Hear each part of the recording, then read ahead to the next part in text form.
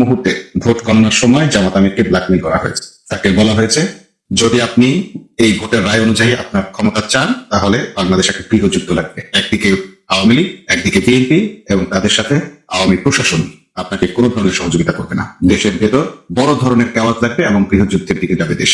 আপনি কি সেটা চান? এইভাবে বাংলাদেশের একজন হতে যাওয়া ভবিষ্যৎ প্রধানমন্ত্রীকে ব্ল্যাকমেল করে তার কাছ থেকে দেশটাকে কেড়ে নেওয়া হয়েছে।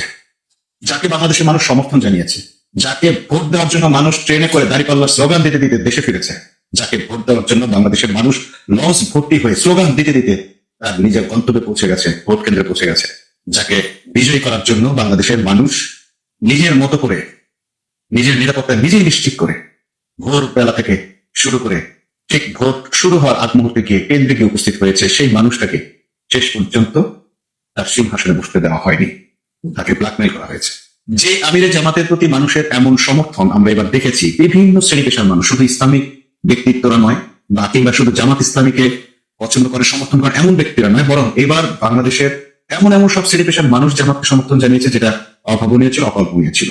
কেন চেয়েছিল তারা চাঁদাবাজির বিরুদ্ধে রায় দিতে চেয়েছিল। তারা চেয়েছিল বাংলাদেশে যেন দুর্নীতি বন্ধ হয়, বাংলাদেশে যেন দুঃশাসন বন্ধ হয়, টাকা পাচার বন্ধ হয়।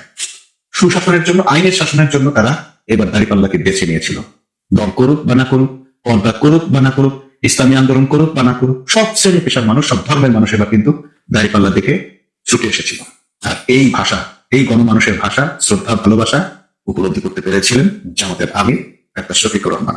যে কারণে যখন তাকে বলা হলো যে বাংলাদেশে একটা মেসাকা হবে, গৃহযুদ্ধ লেগে যাবে, আপনাকে ক্ষমতায় আসতে দেয়া হবে না, বিএনপি, আওয়ামী লীগ এবং তাদের প্রশাসন যে কোনো মূল্য আপনাকে প্রতিহত করবে, আপনি কি করবেন? যে জনগণ তাকে ভালোবেসে ভোট দিয়েছে, সেই জনগণের উপর যদি কেউ অস্ত্র চালায় এবং এরকম হুমকি দেয়, তারা কি করার থাকতে পারে? যে মানুষটা বাংলাদেশের মানুষকে নিজের সন্তানের মতো করে দেখেন, সে মানুষটা যে কোনো কিছুর বিনিময়ে তার সন্তানের জীবন রক্ষা করার চেষ্টা করবে, এটাই স্বাভাবিক।